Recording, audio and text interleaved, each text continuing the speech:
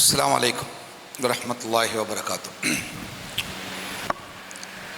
അൽഹംദുലില്ലാഹി റബ്ബിൽ ആലമീൻ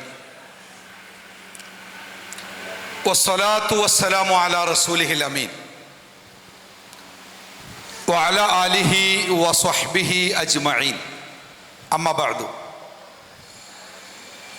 ഏറ്റവും പ്രിയപ്പെട്ട കുട്ടികളെ, MSMൻ്റെ MGM ഗേൾസ് വിങ്ങിൻ്റെയൊക്കെ കർമ്മോത്സുകരായ പ്രവർത്തകരെ, അള്ളാഹുവിൻ്റെ നിയമങ്ങളും നിർദ്ദേശങ്ങളും പാലിച്ച് ജീവിക്കണം എന്ന് ഓർമ്മപ്പെടുത്തുകയാണ്. നിങ്ങളുടെ ഈ സമ്മേളനത്തിൻ്റെ അവസാന സെഷനിലേക്ക് നമ്മൾ പ്രവേശിക്കുകയാണ്. രാവിലെ നേരത്തെ എത്തി വൈകുന്നേരം വരെ പലതും കേട്ട് മനസ്സിലാക്കി ഇനി പുതിയ ഒരു ജീവിതത്തെ പ്രകാശിപ്പിക്കുവാൻ വേണ്ടിയുള്ള ശ്രമത്തിലാണ് നമ്മളൊക്കെ. അതിൻ്റെ അവസാന സമയത്ത് നിങ്ങളുടെ മുമ്പിൽ വന്ന് നിൽക്കുമ്പോൾ സ്വാഭാവികമായും നിങ്ങൾക്കുണ്ടാകുന്ന പ്രയാസങ്ങളും മടുപ്പും ക്ഷമകേടുമൊക്കെ എനിക്കും മനസ്സിലാകുന്നുണ്ട്. എന്നിരുന്നാലും എനിക്ക് അനുവദിച്ചിരിക്കുന്ന സമയം 30 മിനിറ്റാണ്. ആ 30 മിനിറ്റിൽ ഞാൻ നിങ്ങളോട് ചില പ്രധാനപ്പെട്ട കാര്യങ്ങൾ സംസാരിക്കാം. ശ്രദ്ധയോടുകൂടി കേൾക്കണം. പറയാൻ എനിക്കും കേൾക്കാൻ നിങ്ങൾക്കും ജീവിതത്തിൽ പകർത്താൻ നമുക്കെല്ലാവർക്കും അള്ളാഹു തൗഫീക്ക് നൽകുമാറാവട്ടെ. ഞാൻ ഈ നോമ്പിൻ്റെ ആദ്യ ദിവസങ്ങളിലൊന്നിൽ ഒരു ചെറിയ കുട്ടികൾ, അനാഥരായ കുട്ടികൾ താമസിച്ചു പഠിക്കുന്ന ഒരു സ്ഥാപനം സന്ദർശിച്ച്, വൈകുന്നേരം നോമ്പ് തുറക്കുന്നതിൻ്റെ ഇത്തിരി മുമ്പാണ്. അപ്പോൾ അവിടെയുള്ള കുട്ടികളൊക്കെ കളിക്കുന്നുണ്ട്. ചെറിയ ഒരു മുറ്റമാണ്, ഒരു ചെറിയ, ഇപ്പോൾ ഈ ആൺകുട്ടികൾ ഇരിക്കുന്ന ഈ ഭാഗം മാത്രം അത്ര വലിപ്പമുള്ള ഒരു കുഞ്ഞു നടുമുറ്റത്താണ് അവർ കളിക്കുന്നത്. കുറച്ച് കുട്ടികളുള്ളൂ. അവർ ക്രിക്കറ്റാണ് കളിക്കുന്നത്. അവരുടെ കയ്യിൽ ഈ തെങ്ങിൻ്റെ പട്ടയൊക്കെ വെട്ടിയുണ്ടാക്കിയ ചെറിയ ക്രിക്കറ്റ് ബാറ്റൊക്കെ ഉണ്ട്. ശീല കൊണ്ട് കെട്ടിയുണ്ടാക്കിയ ചെറിയ തുണിപ്പന്തുണ്ട്. അത് ഉപയോഗിച്ചാണ് അവർ ക്രിക്കറ്റ് കളിക്കുന്നത്. ഈ ചെറിയ നടുമുറ്റത്തിൻ്റെ ഒരു ഭാഗത്ത് വലിയ ഒരു മതിലുണ്ട്. ആ മതിലിൻ്റെ അങ്ങേ ഭാഗം കാട് മൂടിക്കിടക്കുന്ന പ്രദേശം. ആൾക്കാരും പാർക്കാതെ, ഒരുപാട് സ്ഥലം ആരും ഉപയോഗിക്കാതെ അങ്ങനെ കാട് മൂടിക്കിടക്കുക. ആളുകൾക്ക് കടന്നു ചെല്ലാൻ പറ്റാത്ത വിധം പന്നികളൊക്കെ ഉണ്ടെന്നാണ് പറഞ്ഞത്. അങ്ങനെ കാട് മൂടിക്കിടക്കുന്ന ഒരു ഏരിയയാണ്. അപ്പം ഈ കുഞ്ഞു മുറ്റത്ത് കളിക്കുന്ന കുട്ടികൾ അവർ ക്രിക്കറ്റ് കളിക്കുന്നുണ്ട്. അങ്ങനെ അടിച്ച് തട്ടി മുട്ടിയൊക്കെ റണ്ണൊക്കെ എണ്ണുന്നുണ്ട്. അതിൽ ഞാനിങ്ങനെ കളി നോക്കി നിൽക്കെ ഒരാൾ ബാറ്റ് ചെയ്തപ്പോൾ ഇത്തിരി ശക്തമായിട്ട് അടിച്ച, നല്ല തൂക്കി അടിച്ചപ്പോൾ ഈ പന്ത് ഈ മതിലിൻ്റെ പുറത്തുകൂടെ അപ്പുറത്തെത്തി, മേലെ കൂടെ പറന്നുപോയി. സ്വാഭാവികമായി നമ്മളൊക്കെ ക്രിക്കറ്റ് കാണുകയാണെങ്കിൽ ഒരു സിക്സറാണ്, 6 റണ്ണാണ്. അപ്പം ഞാൻ കൈയടിച്ച് 6 റണ്ണ് കിട്ടിയാലോ ഉഷാറായി കൈയടിച്ചു. പക്ഷെ അവരുടെ കളി നിയന്ത്രിക്കുന്ന ഒരു റഫറി ഉണ്ട് അവർക്ക്. ആ റഫറി ഔട്ടാണ് വിധിച്ചത്. പുറത്തായി, അടിച്ച ആൾ പുറത്തായി. അപ്പം ഞാൻ പറഞ്ഞു അതെങ്ങനെ 6 റണ്ണ് കിട്ടിയിട്ട് പറഞ്ഞു അയാളെങ്ങനെ പുറത്തായത്? അപ്പോൾ ആ കളി നിയന്ത്രിക്കുന്ന കുട്ടി എന്നോട് പറഞ്ഞത്, സാറേ ഞങ്ങൾ കളി നടക്കും മുമ്പേ ഇവിടെ ഒരു നിയമമുണ്ട്. ഈ മതിലിൻ്റെ അപ്പുറത്തേക്ക് അടിക്കാൻ പാടില്ല. ആ മതിലിൻ്റെ അപ്പുറത്തേക്ക് പന്ത് അടിച്ചാൽ പിന്നെ ആ പന്ത് കിട്ടൂല. കാരണം അത് പോയി തെരഞ്ഞ് കണ്ടുപിടിച്ച് കിട്ടൽ പ്രയാസ, കളി നിന്നു പോവും. അതുകൊണ്ട് ആരടിക്കുമ്പോഴും ഇത്തിരി പതുക്കെ അടിക്കാവൂ. മതിലിൻ്റെ അപ്പുറത്തേക്ക് പോകുന്ന രൂപത്തിൽ അടിക്കാൻ പാടില്ല. അങ്ങനെ അടിച്ചാൽ ആ അടിച്ച ആൾ പുറത്താകും. അത് ഞങ്ങളുടെ കളിയുടെ തുടക്കത്തിലേ ഉള്ള നിയമമാണ്. എനിക്ക് മനസ്സിലായി. കാരണം ലോകത്തെവിടെയും ക്രിക്കറ്റിൽ അങ്ങനെ ഒരു നിയമമല്ല. പക്ഷെ ഈ കുട്ടികൾ കളിക്കുന്ന ഗ്രൗണ്ടിൽ ആ നിയമം ഇല്ലെങ്കിൽ ആ കളി മുന്നോട്ട് പോകില്ല. ഒരു ഉദാഹരണം. രണ്ടാമത്തൊന്ന് ഞാൻ പറയാം. ഒരു ലോകകപ്പ് ഫുട്ബോളിൻ്റെ ഒരു ഫൈനൽ മത്സരം നടക്കാന്ന് വിചാരിക്കുക. ലോകകപ്പ് ഫുട്ബോളിൻ്റെ ഫൈനൽ മത്സരം ആരൊക്കെ കളിക്കുന്ന? ഒരു ഭാഗത്ത് ആരാണ്? ഒരു ഭാഗത്ത് നിലവിലെ ചാമ്പ്യന്മാരായ അർജന്റീന ആയിക്കോട്ടെ, മെസ്സിയുടെ കീഴിൽ അർജന്റീനയുടെ 11 കളിക്കാർ അവിടെ ഉണ്ട്. മറുഭാഗത്ത് പാരാ കളിക്കേണ്ടേ? എന്തായിക്കോട്ടെ, നമ്മൾ സൗജന്യമായിട്ട് കൊടുത്ത് നമ്മൾ ബ്രസീൽ കളിക്കട്ടെ. മറുഭാഗത്ത് നമ്മൾ നെയ്മറുടെ കീഴിൽ 11 ബ്രസീലിൻ്റെ കളിക്കാരും വന്നിട്ടുണ്ട്. ഈ 11 ആളുകൾ, 22 ആളുകൾ ഗ്രൗണ്ടിൽ വന്നാൽ കളി തുടങ്ങുമോ? തുടങ്ങൂല. കളി കാണുന്ന കുട്ടികൾക്കറിയാം കളി തുടങ്ങണമെങ്കിൽ നിർബന്ധമായിട്ടും 3 ആളുകൾ കൂടി വരണം. ഒന്നാരാണ്? ഒന്ന് റഫറിയാണ്. ആ 4 കുട്ടികളൊന്ന് വിളിച്ച്, നിങ്ങളെ ബാക്കിൽ മൊബൈൽ ഉണ്ട് കയ്യിൽ മക്കളെ, അതൊന്ന് എടുത്തേക്ക്. നിങ്ങളമ്മമാരൊക്കെ രാവിലെ കുപ്പായൊക്കെ ഇട്ട് പറഞ്ഞേച്ച മൊബൈൽ കാണണം, വീട്ടിലിരുന്ന് കണ്ടുകൂടായിരുന്നോ? അത് മടക്കി കേട്ടോ. അപ്പോൾ ഒരു ഭാഗത്ത് അർജന്റീനയുടെ 11 ആളുകളും മറുഭാഗത്ത് ബ്രസീലിന്റെ 11 ആളുകളും നിരന്ന് കളി തുടങ്ങുന്നതിന് മുമ്പായിട്ട് വിസിലുമായിട്ട് റഫറിയും വടിയും കൊടിയൊക്കെ ആയിട്ട് 2 ലൈൻ റഫറിമാരും വന്ന് നിന്ന് കളി ആരംഭിക്കാൻ പോവാണ്. എൻ്റെ ചോദ്യം, എന്തിനാണ് ഈ റഫറി ഈ ഗ്രൗണ്ടിലേക്ക് വന്നത്? ഏതെങ്കിലും ഒരാൾക്ക് അതിൻ്റെ ഉത്തരം പറയാം. എന്തിനാണ് ആ റഫറി ആ ഗ്രൗണ്ടിലേക്ക് വന്നത്? ഒരാൾ പറയോ? പറയോ? മോൻ പറയോ? എന്താണ്? യേസ്, നല്ല ആൻസർ. മോന്റെ പേരെന്താ? ഫായിസ് പറഞ്ഞത്. ഫായിസ് ഉത്തരം പറഞ്ഞത് നല്ലതിലല്ല, ഫായിസ് ധൈര്യം കാണിച്ചു. ശാലിയത്തെ ആൾക്കാർ വലിയ ധൈര്യമുള്ള ആൾക്കാരാണ് ഞാനൊക്കെ മനസ്സിലാക്കിയത്, ഫറൂഖിലെ ആൾക്കാർ മൊത്തത്തിൽ. അപ്പൊ എൻ്റെ ഒരു ചോദ്യത്തിന് ഉത്തരം പറയാൻ ഫായിസ് ധൈര്യം കാണിച്ചത് ഓക്കെ. അപ്പൊ നമ്മുടെ വിഷയം അതല്ല. ഈ കളി നിയന്ത്രിക്കാൻ വേണ്ടിയാണ് റഫറി വന്നത്. അപ്പൊ ഈ ബ്രസീലിന്റെ 11 കളിക്കാർക്ക്, അർജന്റീനയുടെ 11 കളിക്കാർക്ക് ഓൾക്ക് ഈ കളിയുടെ നിയമങ്ങളൊന്നും അറിയില്ലേ? അവരെ കളി പഠിപ്പിച്ച ആശാമാര് അവർക്ക് കളിന്റെ നിയമം ഒന്നും പഠിപ്പിച്ചു കൊടുത്തിട്ടില്ലേ? അവര് ആ കോച്ച് ശരിക്ക് കളി കലക്കി കുടിച്ച് നിയമങ്ങൾ പഠിപ്പിച്ചു കൊടുത്തിട്ടല്ലേ ആ 11 22 ആളുകൾ ഗ്രൗണ്ടിൽ ഇറങ്ങിയത്? പിന്നെ എന്തിനാ അവർക്ക് കളി നിയന്ത്രിക്കാൻ വേറെ ഒരാൾ പുറത്തുനിന്ന് വരുന്നേ? അതെ, അത് കളി കാണുന്ന കുട്ടികൾക്കറിയാം. ആ റഫറി എങ്ങാനും ഇല്ലാതെ ആ 11 22 ആളുകളെ കളിക്കാൻ വേണ്ടി വിട്ടാൽ 10 മിനിറ്റ് കൊണ്ട് മിനിമിയത് 10 മയ്യത്ത് ആ ഗ്രൗണ്ടിൽ വീഴും. ഏറ്റവും മിനിമലേ.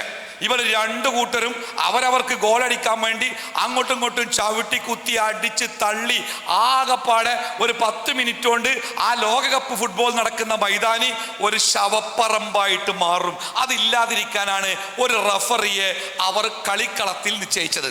ഇപ്പൊ ഞാൻ 2 ഉദാഹരണങ്ങളാണ് പറഞ്ഞത്. ഒന്ന്, ഒരു കളി കളിക്കുമ്പോൾ അതിന് നിയമങ്ങൾ ഉണ്ടാവണം. 2, ആ നിയമങ്ങൾ പാലിക്കുന്നുണ്ടോ എന്ന് നോക്കാൻ ആളുണ്ടാവണം. ഇത് രണ്ടും ഒരു കളിയുടെ മാത്രമല്ല, ഒരു കാര്യത്തിൻ്റെയും ഒരു സമൂഹത്തിൻ്റെയും ഏറ്റവും അടിസ്ഥാനപരമായ 2 കാര്യങ്ങളാണ്. ഇപ്പം നിങ്ങളുടെ സ്കൂളിൽ നിങ്ങളുടെ ക്ലാസ്സിലെ കുട്ടികളെ 2 വിഭാഗമാക്കി തീർത്തിട്ട് ഒരു മത്സരം നടത്തുകയാണ്. ഒരു 10 കുട്ടികൾ ഒരു ഭാഗത്ത്, 10 കുട്ടികൾ മറുഭാഗത്ത്. അങ്ങനെ ഒരു മത്സരം നടത്താൻ തീരുമാനിക്കുമ്പോൾ ആദ്യം നിങ്ങൾ എന്താ ഉണ്ടാക്കുക അറിയോ? ഒരു നിയമാവലി ഉണ്ടാക്കും. ആരൊക്കെ പങ്കെടുക്കാം, എത്ര സമയം, ഏതൊക്കെ ഇനങ്ങൾ, എങ്ങനെ അതിനൊരു നിയമാവലി ഉണ്ടാക്കും. നിയമങ്ങളില്ലെങ്കിൽ ഈ ലോകത്ത് ഒരു വസ്തുവും നിലനിൽക്കൂല.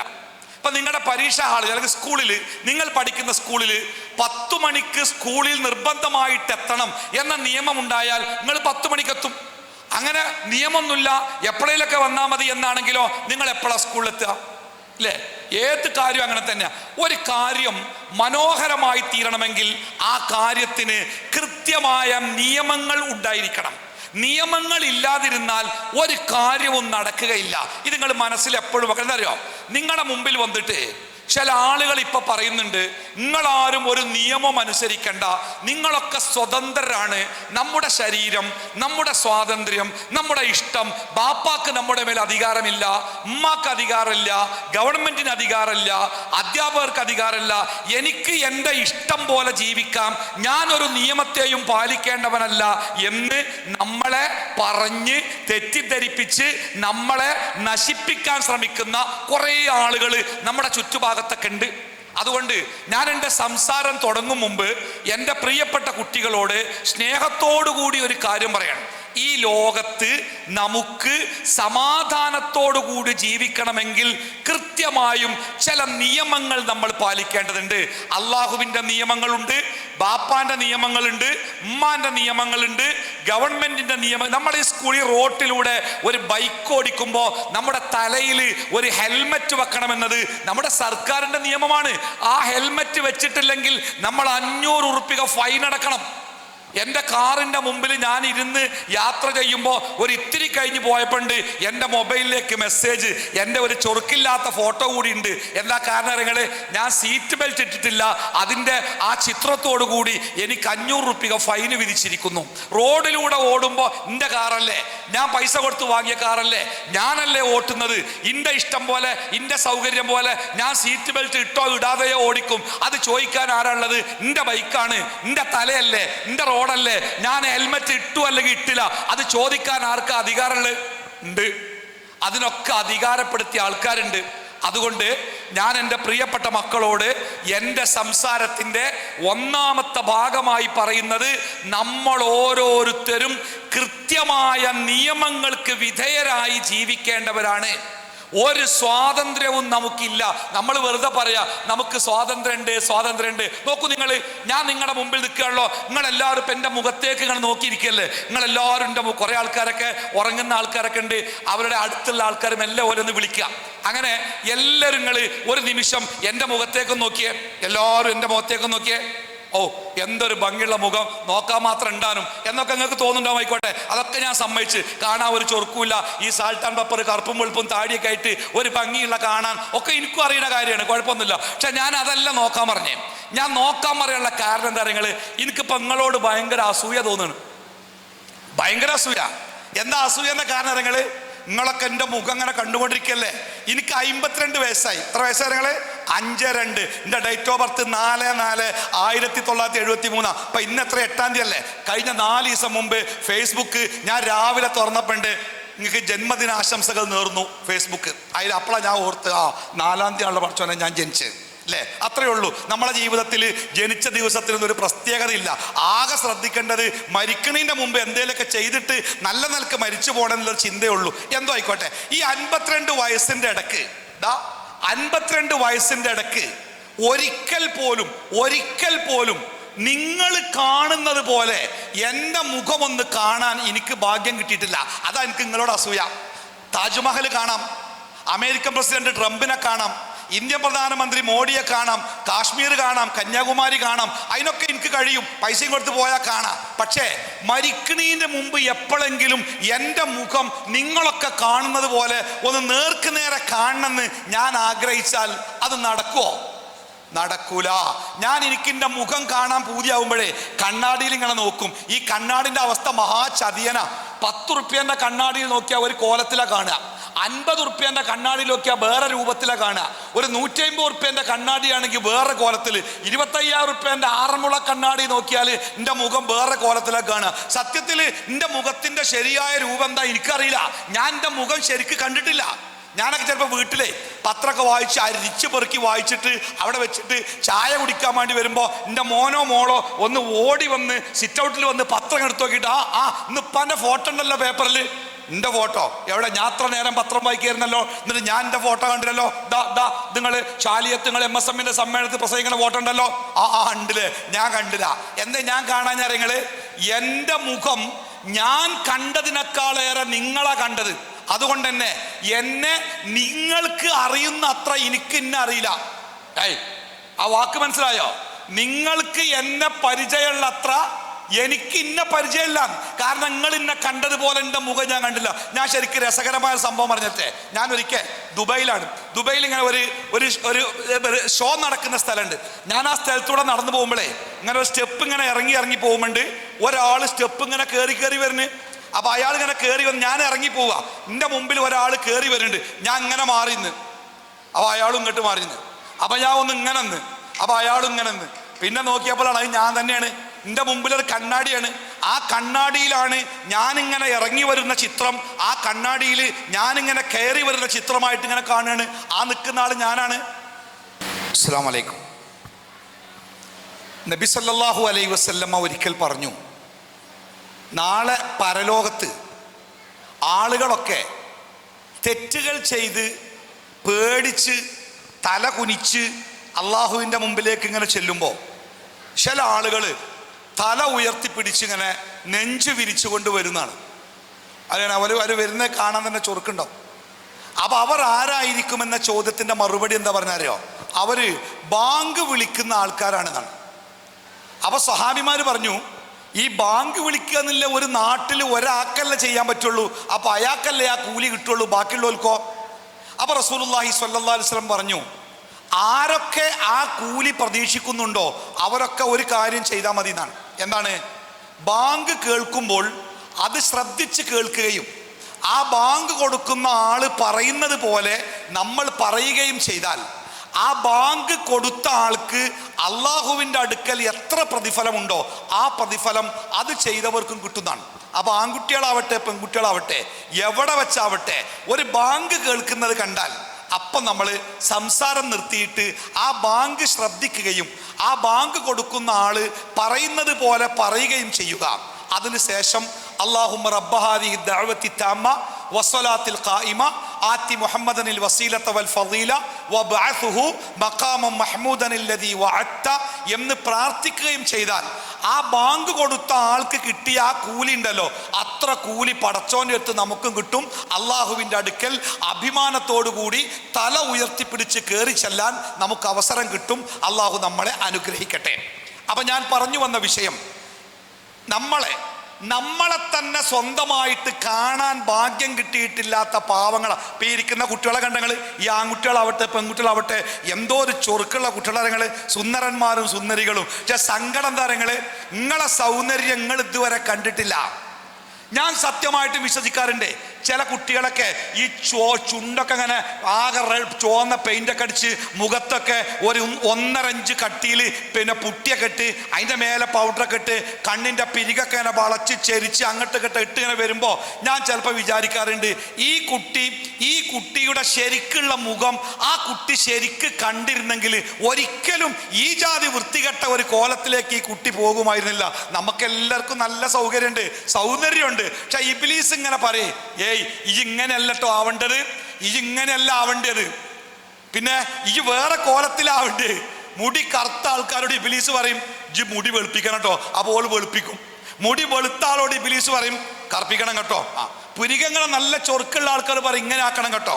ഈ നോക്കികള് ഇന്റെ മുടിയെ തീരെ ചീകി വെച്ചാൽ ഒതുങ്ങാത്ത ഇങ്ങനെ നീച്ചു നിൽക്കണ മുടിയെ ഇങ്ങനെ ഒന്നിങ്ങനെ മേലക്കും.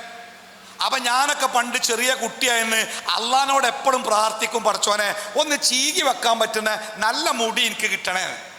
എൻ്റെ മുടി ചീകി വെച്ചാൽ ഒരു വിധമൊക്കെ ചീകി വെക്കുന്ന കോലത്തിലേക്കായി.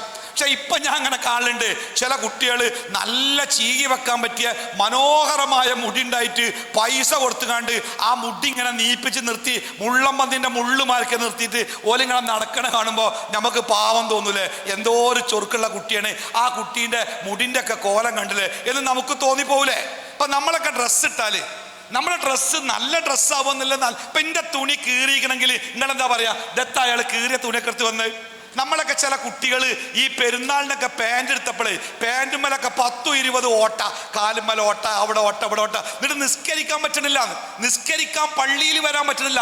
എന്താ നിസ്കരിക്കാത്ത? ഒന്നുമില്ല, എൻ്റെ പാൻറ് ഇട്ട് നിസ്കരിക്കാൻ പറ്റൂല. അപ്പം എൻ്റെ പാൻറ് പുതിയ പാൻറ്റല്ലേ, സംഗതി പുതിയ പാൻറ്റൊക്കെയാണ്, പക്ഷെ ഇട്ട് നിസ്കരിക്കാൻ പറ്റൂല, ഒക്കെ ഓട്ടയാണ്, ഔറത്ത് മറിയില്ല. പെൺകുട്ടികളോട്, ടൂറിന് പോയ പെൺകുട്ടികളോട് നിങ്ങൾ എന്താ നിസ്കരിക്കാത്ത ചോദിച്ചപ്പോൾ കുട്ടികൾ പറയണേ നിസ്കാര കുപ്പായം ഇല്ല.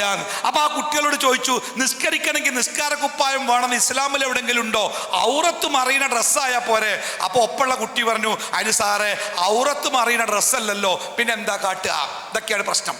നമ്മള് അല്ലാഹു തആല നമ്മളെ പറ്റി എന്താ പറഞ്ഞാൽ, ലഖദ് ഖലഖ്നൽ ഇൻസാന ഫീ അഹ്സനി തഖ്വീം, ഏറ്റവും നല്ല രൂപത്തിലാണ് ഞാൻ എന്ന മനുഷ്യന് ഏറ്റവും നല്ല രൂപം എങ്ങനെയാണോ ആ രൂപത്തിൽ ആ പടച്ചോ എന്നെ സൃഷ്ടിച്ച്, ഇങ്ങളി അങ്ങനെ സൃഷ്ടിച്ച്.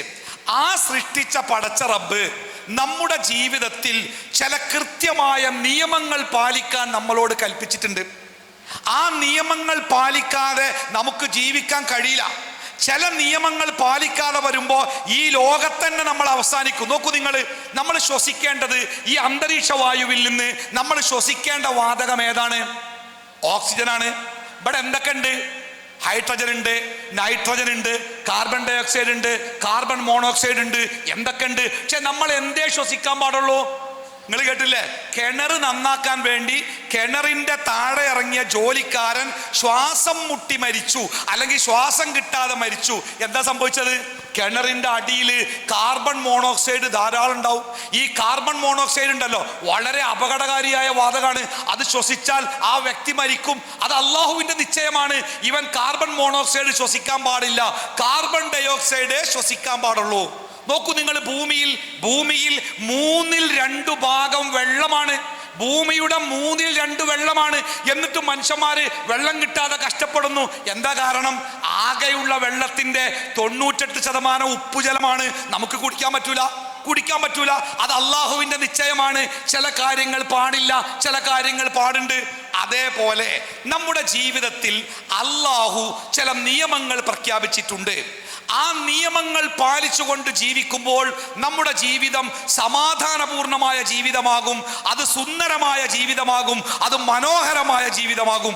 ആ നിയമങ്ങൾ നമ്മൾ ലംഘിക്കപ്പെടുമ്പോഴോ തൽക്കാലം ചില സുഖങ്ങളൊക്കെ കിട്ടുമെങ്കിലും പിന്നീട് നമ്മൾ വലിയ അപകടത്തിലേക്ക് ചെല്ലും. ഉദാഹരണം, ലഹരിയെ കുറിച്ച് പറഞ്ഞിടത്ത് അല്ലാഹു തആല ഖുർആനിൽ പറഞ്ഞൊരു വാക്കുണ്ട്. എന്താ നിങ്ങൾ? ഈ ലഹരിക്കായി ഉപയോഗിക്കുന്ന സാധനം ഉണ്ടല്ലോ, അതിലൊക്കെ ചെറിയ ചില ഗുണങ്ങളൊക്കെ ഉണ്ട്. എന്താണ്? ചിലപ്പോൾ ഓർമ്മ ശക്തി കൂടും, ചിലപ്പോൾ ധൈര്യം ഉണ്ടാകും, നന്നായിട്ട് സംസാരിക്കാൻ പറ്റും. ചിത്രം വരയ്ക്കുന്ന ആൾക്കാരൊക്കെ പറയാറുണ്ട്, ഒരിത്തിരി ഉപയോഗിച്ചാൽ നന്നായിട്ട് വരയ്ക്കാൻ പറ്റും, ചിലതൊക്കെ. പക്ഷെ അള്ളാഹ് പറയുന്നുണ്ട്, പക്ഷേ ആ ലഹരിയിലുള്ള ദോഷമുണ്ടല്ലോ, ആ ദോഷം ഈ ഗുണത്തിനേക്കാൾ എത്രയോ അധികമാണ്. കോഴിക്കോട് പുതിയ ബസ് സ്റ്റാൻഡിന്റെ സൈഡിൽ ഞാനൊരു 12-1 മണി സമയത്ത് KSRTC ബസ് സ്റ്റാൻഡിൽ ബസ് കാത്തിക്കെ ബസ്സൊന്നും കിട്ടാതെ വന്നപ്പോൾ ഞാൻ വെറുതെ ഒന്ന് നടക്കാൻ തീരുമാനിച്ച് ഞാൻ വന്നപ്പോഴുണ്ട് കോഴിക്കോട് പുതിയ മൊഫൂസൽ ബസ് സ്റ്റാൻഡിന്റെ സൈഡിൽ ആ മതിലും ചാരി ഒരാളിരിക്കുന്നു, വെളുത്തിട്ട്, ഒരു 10-25 വയസ്സ് തോന്നിക്കുന്ന, മുടിയൊക്കെ നീട്ടി വളർത്തിയ, മെലിഞ്ഞ് കണ്ണൊക്കെ കുഴിയിലേക്ക് പോയ ഒരു ചെറുപ്പക്കാരൻ. ഞാനിങ്ങനെ വെറുതെ അദ്ദേഹത്തിൻ്റെ അടുത്ത് നിന്നു. സംസാരിക്കാൻ വേറെ ആരുമില്ലല്ലോ, സംസാരിക്കാനും പരിചയപ്പെടാനും ശ്രമിച്ചു. പരിചയപ്പെട്ടു. അദ്ദേഹം മെഡിക്കൽ വിദ്യാർത്ഥിയായിരുന്നു. നല്ല മാർക്കോടെ പാസ്സായിട്ട് വലിയ പണം കൊടുത്ത് മെഡിക്കൽ സയൻസിന്, വൈദ്യശാസ്ത്രത്തിന് പഠിക്കാൻ വേണ്ടി വീട്ടിൽ നിന്ന് പോയവരാണ്. 2ാമത്തെ വർഷത്തിൽ ആദ്യമായി മയക്കുമരുന്ന് ഉപയോഗിക്കാൻ തുടങ്ങി. 4ാമത്തെ വർഷമായപ്പോഴേക്ക് സമ്പൂർണമായി മയക്കുമരുന്നിന് അടിമയായി, ക്ലാസ്സിൽ നിന്ന് പുറത്തായി, പഠനം നിർത്തി, വീട്ടിലേക്ക് ചെല്ലണ്ട എന്ന് മാതാപിതാക്കൾ പറഞ്ഞു. ഇപ്പോൾ തെരുവിലൂടെ അയാൾ അലഞ്ഞു നടക്കുന്നു. വിശക്കുമ്പോൾ ഏതെങ്കിലും ഹോട്ടലിലേക്ക് കയറി ആരെങ്കിലും കൊടുക്കുന്ന ഇത്തിരി ഭക്ഷണം കൊണ്ട് വിശപ്പടക്കി ആ ചെറുപ്പക്കാരൻ ജീവിക്കുന്നു. ഒരുപക്ഷെ ഈ ലഹരി ഉപയോഗിച്ച ആദ്യ സമയങ്ങളിൽ അയാൾക്ക് ചില ഗുണങ്ങളൊക്കെ തോന്നിയേക്കാം, ചില സന്തോഷമൊക്കെ തോന്നിയേക്കാം. പക്ഷേ പതുക്കെ ആ ലഹരി അയാളെ കൊണ്ടെത്തിച്ച അപകടകരമായ ആ അവസ്ഥയെക്കുറിച്ച് നിങ്ങളൊന്ന് ചിന്തിച്ചു നോക്കൂ. ഞാൻ കുട്ടികൾക്ക് ക്ലാസ് എടുക്കാൻ പോരുമ്പോൾ എൻ്റെ നാട്ടിലെ 10-60 വയസ്സുള്ള ഒരു സ്ത്രീ എന്നോട് പറഞ്ഞൊരു കഥയുണ്ട്. ആ കഥ പറയാതെ പോയാൽ എൻ്റെ സംസാരം പൂർത്തിയാവൂല. അവരുടെ ആ മകനെ സ്നേഹത്തോടു കൂടി ആ നാട്ടുകാരൊക്കെ കുഞ്ഞാപ്പു എന്നാ വിളിക്കാറ്. കുഞ്ഞാപ്പു എന്ന് വിളിക്ക് കാരണം തരങ്ങൾ എല്ലാവർക്കും ഉപകാരപ്പെടുന്ന ആളാ. +1 പഠിക്കണേ. മരത്തുമ്മ കയറാനും, കറണ്ടിന്റെ ഫ്യൂസ് കെട്ടാനും, കടയിൽ പോവാനും, റേഷൻ പീടി പോവാനും, ഗ്യാസിന്റെ കുറ്റി കൊണ്ടുവരാനും എന്തിനും കുഞ്ഞാപ്പൂനെ പറ്റും. ഓന്റെ ബാപ്പ നേരത്തെ മരിച്ചു പോയിട്ടുണ്ട്. ഉമ്മാക്ക് ഈ കുട്ടി മാത്രമേ ഉള്ളൂ. അതുകൊണ്ട് എല്ലാവർക്കും പ്രിയപ്പെട്ടവനായിട്ടാ കുഞ്ഞാപ്പ് വളർന്നത്. അങ്ങനെ ഒരു ദിവസം ഈ ഉമ്മ അടുത്ത വീട്ടിലൊക്കെ അടുക്കളയിൽ ജോലിക്ക് പോയിട്ട് കുഞ്ഞാപ്പൂനെ വളർത്തട്ടോ. സുന്ദരമാണ്, സമാധാനമാണ് ജീവിതം. ഒരു ദിവസം കുഞ്ഞാപ്പ് വന്ന് ഉമ്മാനോട് പറഞ്ഞു, ഉമ്മ എൻ്റെ ചുണ്ടിൻ്റെ വടത ഒരു മുറിവ് നോക്കാൻ ഭയങ്കര വേദന ഉണ്ടല്ലോ. സ്വാഭാവികമായിട്ടും ആ മുറിവ് കാണിച്ചു കൊടുത്താൽ നമ്മളെ ഉമ്മാര് പറയുന്ന മറുപടി എന്താ? അത് പുണ്ണുണ്ടായതേക്കാരൻ, സാരല്ല, ഭക്ഷണം കഴിച്ചാൽ മാറിക്കോളും. 2 ദിവസം കഴിഞ്ഞു, കുഞ്ഞാപ്പൂവിന്റെ മുറിവ് മാറിയില്ല, വേദന കൂടിയപ്പോൾ ഉമ്മാനോട് പറഞ്ഞപ്പോൾ ഉമ്മ പറഞ്ഞു, എന്നാ മോർ ചെയ്യ്, മെഡിക്കൽ ഷോപ്പിൽ നിന്ന് പറഞ്ഞിട്ട് ഒരു ഗുളിക തരാൻ പറയേ, ആ ഗുളിക കഴിച്ചാൽ മാറിക്കോളും. കുഞ്ഞാപ്പ് ഗുളിക വാങ്ങി കഴിച്ചു, മുറിവ് മാറിയില്ല. ഒരാഴ്ച കഴിഞ്ഞു, വേദന കൂടി.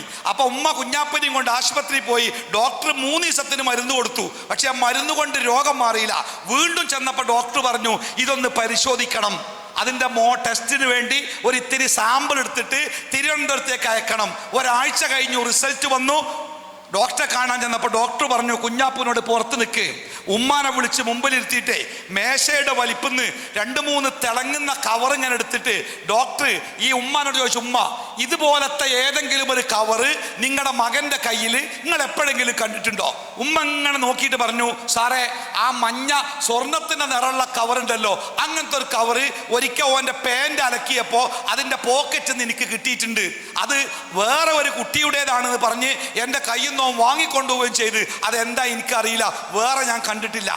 അപ്പോൾ ആ ഉമ്മാനോട് ആ ഡോക്ടർ പറഞ്ഞു, ഉമ്മ നിങ്ങളൊക്കെ ഞാനിത് പറയുമ്പോൾ നിങ്ങളെ ഉമ്മാനെ മനസ്സിൽ കാണണം കേട്ടോ. ഡോക്ടറുടെ മുമ്പിൽ കണ്ണ് നിറയെ ഇരിക്കുന്ന ആ ഉമ്മാനങ്ങനെ കാണണേ. ആ ഉമ്മാനോട് ഡോക്ടർ പറഞ്ഞു, ഉമ്മ ഞാൻ ചില കാര്യങ്ങൾ പറയാണ്, നിങ്ങൾ ശ്രദ്ധയോടുകൂടി കേൾക്കണം കേട്ടോ, ബേജാറാവാൻ പാടില്ല കേട്ടോ. അപ്പൊ തന്നെ ഉമ്മാക്ക് ബേജാറായി. എന്താ സാറേ? ഒന്നുമില്ല, ഞാൻ പറയാം. എന്നിട്ട് ആ ഡോക്ടർ പറഞ്ഞു, നിങ്ങളുടെ മകൻ്റെ ചുണ്ടിലുള്ള ഈ മുറിവുണ്ടല്ലോ, ആ മുറിവ് ഒരു സാധാരണ മുറിവല്ല. പരിശോധന റിസൾട്ട് വന്നിട്ടുണ്ട്. ആ മുറിവ് ക്യാൻസറിന്റെ ഒരു ഭാഗമാണ്. നിങ്ങൾ ബേജാറാവരുത്. ഇതെങ്ങനെ ഉണ്ടായി എന്ന് ചോദിച്ചാൽ ഡോക്ടർ പറഞ്ഞത്, ഇതുപോലത്തെ ഈ മരുന്നുകൾ, കുട്ടികൾ ഉപയോഗിക്കുന്ന ഈ മയക്കുമരുന്നുകൾ, ഈ ചില മയക്ക് ഈ ചുണ്ടിന്റെ ഇടയിൽ വെക്കുന്ന ആ ചില മരുന്നുകളിൽ രാസവസ്തുക്കൾക്ക് പുറമെ ഈ കുപ്പിച്ചില്ല് പോലത്തെ ചില ഷാർപ്പായ ചില സാധനങ്ങൾ പൊട്ടിച്ച് അതിൽ കൂട്ടത്രേ, തരി ചെറിയ തരിയായിട്ട്. എന്തിനറിയോ? അതിങ്ങനെ ചുണ്ടിന്റെ ഇടയിലേക്ക് വെക്കുമ്പോഴേ ഈ ചുണ്ടിന്റെ ഉൾഭാഗം വളരെ നിർമ്മലമാണല്ലോ, സോഫ്റ്റ് ആണ്. ആ ചുണ്ടിന്റെ ഉൾഭാഗത്ത് ഈ കുപ്പിച്ചില്ലുകൾ ചെറിയ മുറിവുണ്ടാക്കും അത്രേ. ആ മുറിവിലൂടെ ചോര ഇങ്ങനെ പതിയെ ചോര പടർന്നു വരും. ആ ചോരയിലേക്ക് ഈ ലഹരി നേരിട്ടെത്താൻ വേണ്ടി ഈ ലഹരി പദാർത്ഥങ്ങളിൽ കുപ്പിച്ചില്ല് പോലുള്ള വസ്തുക്കൾ പൊടിച്ചു ചേർക്കും അത്രേ. അത്തരം വസ്തുക്കൾ നിരന്തരമായി ഉപയോഗിക്കുന്ന ഒരു കുട്ടി, അത് നിരന്തരമായി ഉപയോഗിക്കുമ്പോൾ അവൻ്റെ ചുണ്ടിലുണ്ടാകുന്ന മുറിവ് ഒന്നുപയോഗിച്ച് പിറ്റേന്നും ഉപയോഗിച്ച് ആ മുറിവ് ഉണങ്ങാൻ അനുവദിക്കാതെ അത് പതുക്കെ ക്യാൻസർ രോഗത്തിൻ്റെ ഭാഗമായി മാറും. അത്തരം ഒരവസ്ഥയിലേക്ക് നിങ്ങളുടെ മകനും എത്തിയിട്ടുണ്ട്. പിന്നെ കേട്ടതൊരു കരച്ചില.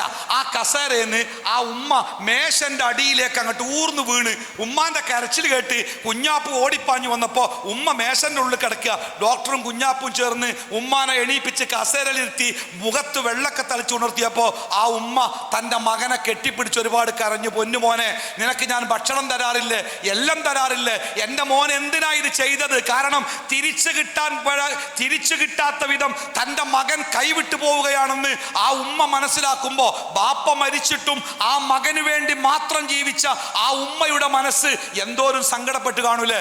പിന്നെ കുഞ്ഞാപ്പൂൻ്റെ കഥ അങ്ങനെ പോയി. പലപ്പോഴും ഞാൻ നാട്ടിൽ ചെല്ലുമ്പോൾ കേൾക്കാറുണ്ട്, ഇന്ന ആശുപത്രിയിലാന്നൊക്കെ. ഒരിക്കൽ ചെന്നപ്പോൾ കേട്ടു, കുഞ്ഞാപ്പൂനെ ആശുപത്രിയിൽ നിന്ന് കൊടുത്തിട്ടുണ്ട്, വേണമെങ്കിൽ ഒന്ന് പോയി കണ്ടോ എന്ന് പറഞ്ഞു. അപ്പം എൻ്റെ മുമ്പിലൊരു കുഞ്ഞാപ്പുണ്ട്, നല്ല തടിച്ച് നല്ല സ്മാർട്ടായിട്ട് മരത്തുമലൊക്കെ ഓടി കയറാൻ പറ്റുന്ന ഒരു കുഞ്ഞാപ്പു, +2 കാരൻ.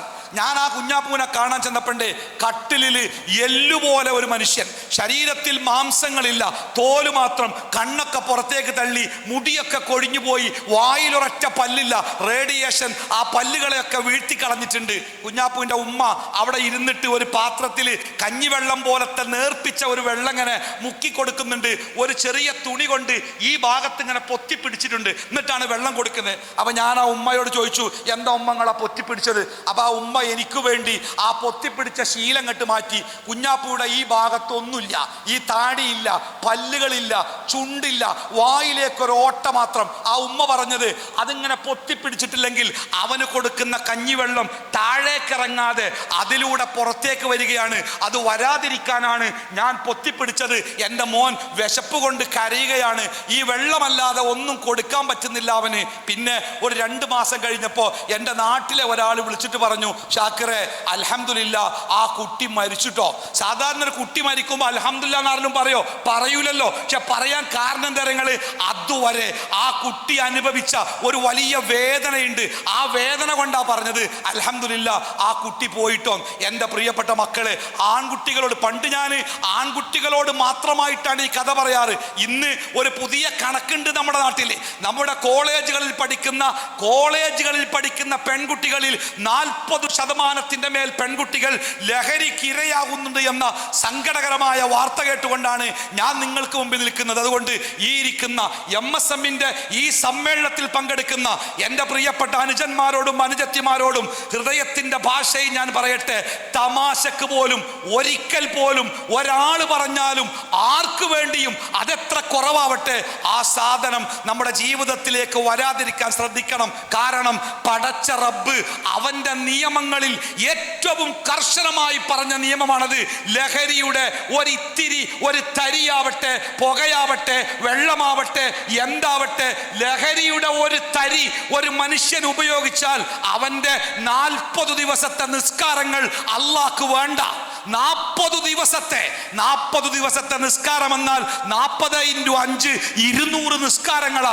200 നിസ്കാരങ്ങൾ അല്ലാഹു തആല വെട്ടിക്കളയും. ഒരു നുള്ളി ചുണ്ടിനിടയിലേക്ക്, നാവിനിടയിലേക്ക് പേപ്പറായി, സ്റ്റാമ്പായി, വെള്ളമായി, തുള്ളിയായി, പുകയായി ഉപയോഗിച്ചാൽ അതിൻ്റെ ദുരന്തല്ലേ. അപ്പം ഞാൻ എൻ്റെ സംസാരത്തിൻ്റെ ഒന്നാമത്തെ ഭാഗം അവസാനിച്ചു. അതായത് ഈ ലോകത്ത് ജീവിക്കുമ്പോൾ ഏത് വിഷയത്തിലാവട്ടെ, ലഹരിയാവട്ടെ, ആൺപെൺ ബന്ധമാവട്ടെ, സാമ്പത്തിക കാര്യങ്ങളാവട്ടെ, ഇടപാടുകളാവട്ടെ, സംസാരങ്ങളാവട്ടെ, ഇനി പിന്നെ നമ്മുടെ ഇന്റർനെറ്റ് മീഡിയകളാവട്ടെ, എന്താവട്ടെ, ഏത് കാര്യത്തിലും അള്ളാഹുവിൻ്റെ കൃത്യമായ നിയമങ്ങളുണ്ട്. ആ നിയമങ്ങൾ ആര് പാലിക്കുന്നോ ഫലാ ഖൗഫുൻ അലൈഹിം വലാ ഹും യഹ്സനൂൻ, അവർക്ക് പിന്നീട് സങ്കടപ്പെടേണ്ടി വരികയില്ല, അവർക്ക് ഭയപ്പെടേണ്ടി വരികയില്ല. പേടിയില്ലാതെ, സങ്കടമില്ലാതെ ഈ ലോകത്ത് ജീവിക്കണോ, അള്ളാഹുവിൻ്റെ നിയമങ്ങൾ പാലിച്ചു കൊള്ളുക. ആ നിയമങ്ങളെ ആരാണോ ലംഘിക്കുന്നത് അവരുടെ ജീവിതത്തിൽ പേടി ഉണ്ടാകും, സങ്കടങ്ങൾ ഉണ്ടാകും. രണ്ടാമത്തേത്, ഈ ലോകത്ത് നമ്മൾ ഏറ്റവുമേറെ ശ്രദ്ധിക്കേണ്ടത് നമ്മുടെ മാതാപിതാക്കളുടെ കൂടെയുള്ള ജീവിതമാണ്. ഞാൻ ഒരൊറ്റ കാര്യം പറഞ്ഞ് അവസാനിപ്പിക്കാം, എൻ്റെ സമയം തീർന്നു, 4 മണിയാകുന്നു സമയം. എന്താണെന്നറിയോ, ഇപ്പം നമ്മുടെ നാട്ടിൽ നമ്മളൊരു വാർത്ത കേട്ടില്ലേ, ഒരു കുട്ടി ലഹരിക്കടിപ്പെട്ട് തൻ്റെ ഉമ്മയടക്കം 6 ആളുകളെ ചുറ്റിക കൊണ്ട് തലക്കടിച്ച് കൊല്ലാൻ ശ്രമിച്ചു. ഉമ്മയല്ലാത്ത ബാക്കി 5 ആളുകളും മരിച്ചു. 5 ആൾക്കാർ മരിച്ചു. ഉമ്മ ആശുപത്രിയിൽ ബാക്കിയായി. എന്താ സംഭവിച്ചു ആർക്കും അറിയില്ല. അങ്ങനെ പോലീസുകാരും പത്രക്കാരൊക്കെ വന്നിട്ട് ഈ ഉമ്മാക്ക് ബോധം തെളിയുന്നത് കാത്തിരിക്കുക. എന്തിനാണ്? ഈ ഉമ്മക്കേ അറിയൂ എന്താ അവിടെ സംഭവിച്ച്. ബാക്കിയുള്ളവരൊക്കെ മരിച്ചിട്ടുണ്ട്, അതുകൊണ്ട് ഉമ്മക്കറിയാം എന്താ സംഭവിച്ച്. അതുകൊണ്ട് ഉമ്മക്ക് ബോധം തെളിയുന്നത് കാത്തിരിക്കുക അവര്. അങ്ങനെ 3-ാമത്തെ ദിവസം ഉമ്മാക്ക് ബോധം തെളിഞ്ഞു എന്ന് ആശുപത്രിയിൽ നിന്ന് വാർത്ത വന്നപ്പോൾ പത്രക്കാരും പോലീസ് അധികാരികളും ഉമ്മാന്റെ മുമ്പിൽ ഓടിയെത്തിയിട്ട് അവർ ഉമ്മാനോട് ചോദിച്ചു, ഉമ്മ സത്യത്തിൽ എന്താ സംഭവിച്ചത്? അപ്പൊ ഈ 5 ആൾക്കാർ മരിച്ചോന്നും ഉമ്മാക്ക് അറിയില്ല കേട്ടോ. ഉമ്മ ആകെ എന്താ അറിയോ, തൻ്റെ മകൻ ചുറ്റിക കൊണ്ട് തൻ്റെ തലയിലേക്ക് ആഞ്ഞടിക്കുന്നത് ആ ഉമ്മ കണ്ടിട്ടുണ്ട്. ഉമ്മയുടെ ദുർബലമായ കൈകൾ കൊണ്ട് ആ ചുറ്റിക തടയാൻ ഉമ്മ ശ്രമിച്ചിട്ടുണ്ട്.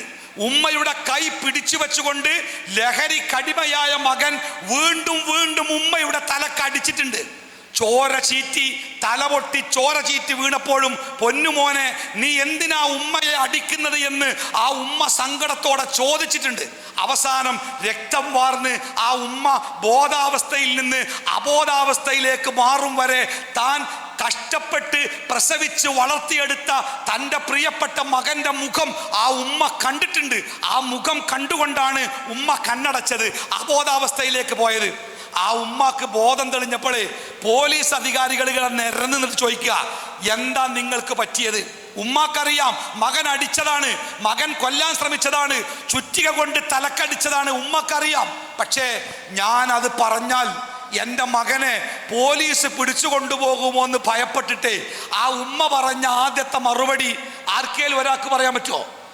എന്താണ് നിങ്ങൾക്ക് പറ്റിയത് എന്ന ചോദ്യത്തിന് ആ ഉമ്മ പറഞ്ഞ ഒന്നാമത്തെ മറുപടി എന്തായിരുന്നു? ഉമ്മ പറഞ്ഞ മറുപടി എന്താ? നിങ്ങള് കട്ടിലിൽ നിന്ന് താഴെ വീണതാണ് എന്നാ പറഞ്ഞേ.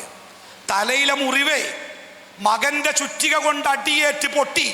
ആ അടി തലയിലേക്ക് വന്നപ്പോ വേദന കൊണ്ട് തടയാൻ ശ്രമിച്ച ബോധമുള്ള ഉമ്മ രക്തം വാർന്ന് ബോധം നഷ്ടപ്പെട്ടപ്പോ ഉമ്മ മറന്നുപോയിട്ടല്ല, എൻ്റെ തലക്കടിച്ച് കൊല്ലാൻ ശ്രമിച്ച മകൻ അവൻ്റെ അടിയേറ്റ് പൊട്ടിയതാണെന്ന് ആ ഉമ്മക്ക് അറിയായിട്ടല്ല. പക്ഷെ ഞാനത് പറഞ്ഞാൽ എൻ്റെ പ്രിയപ്പെട്ട മോനെ പോലീസുകാർ കൊണ്ടുപോകുമെന്ന് പേടിച്ചിട്ടേ ആ മകനെ രക്ഷപ്പെടുത്താൻ വേണ്ടി ആ ഉമ്മ പറഞ്ഞ കളവാണ് സാറേ. കട്ടിലിൽ നിന്ന് വീണിട്ട് മുറിവായതാണ്. എൻ്റെ പ്രിയപ്പെട്ട മക്കളെ, നിങ്ങളുടെ ഉമ്മ, നിങ്ങളുടെ ഉപ്പ ഈ ഭൂമിയിൽ മറ്റാര് നിങ്ങളെ സ്നേഹിക്കുന്നുണ്ടോ അതിനേക്കാൾ എത്രയോ മുകളിൽ നിങ്ങളെ സ്നേഹിക്കുന്നു എന്ന് മനസ്സിലാക്കാൻ ഇത്തരം സംഭവങ്ങൾ അത് ആ കുട്ടിയല്ല, നിങ്ങളിൽ ഒരാൾക്കാണ് ആ അനുഭവമെങ്കിലും നിങ്ങളെ രക്ഷപ്പെടുത്താൻ നിങ്ങളുടെ മാതാപിതാക്കൾ നിങ്ങൾക്ക് വേണ്ടി കളവ് പറയും. കാരണം എന്താ അറിയോ? നിങ്ങൾ അവരുടെ മക്കളാണ്. ഈ ദുന്യാവിൻ്റെ മേലെ എൻ്റെ പ്രിയപ്പെട്ട മക്കളെ, ആ ഉമ്മയേക്കാൾ ആ ഉപ്പയേക്കാൾ നിങ്ങളെ സ്നേഹിക്കുന്ന മൂന്നാമത്തെ ഒരു മനുഷ്യനില്ല കേട്ടോ. ആരൊക്കെ കളവ് പറഞ്ഞാലും ചില ആളുകൾ നിങ്ങളെ പറ്റിക്കാൻ വേണ്ടി പറയേ. ഞാൻ ഒരു കാര്യം പറയാം, ഇത് എൻ്റെ ഉമ്മാനോട് പറയരുത് കേട്ടോ, എൻ്റെ ഉപ്പ അറിയരുത് കേട്ടോ, ഉമ്മാനോടും ഉപ്പാനോടും കളവ് പറഞ്ഞിട്ട് പോന്നാ മതിട്ടോ, സ്കൂളുണ്ട് ക്ലാസ് ഉണ്ട് എന്നൊക്കെ പറഞ്ഞ് കളവ് പറഞ്ഞിട്ട് പോന്നാ മതിട്ടോ എന്ന് പറയുന്ന ദുഷ്ടന്മാരോട് നിങ്ങൾ പറയണം, എൻ്റെ മാതാപിതാക്കളോളം ഞാൻ വിശ്വസിക്കുന്ന, എൻ്റെ മാതാപിതാക്കളോളം ഞാൻ സ്നേഹിക്കുന്ന ഒരാളും ഈ ഭൂമിയിലില്ല എന്ന് പറയാൻ എൻ്റെ മക്കളെ നിങ്ങൾക്ക് സാധിക്കണം. ഞാൻ അവസാനിപ്പിക്കുകയാണ്. രണ്ട് കാര്യം പറഞ്ഞേ. ഒന്ന്, വഖലാ റബ്ബുക, നിന്റെ റബ്ബ് വിധിച്ചിരിക്കുന്നു അല്ലാ തഅബുദു ഇല്ലാ ഇയ്യാഹു, അല്ലാഹുവിനെ മാത്രം ആരാധിച്ച് അവന്റെ കൽപ്പനകൾ പാലിച്ചുകൊണ്ട് നിങ്ങൾ ജീവിക്കണം.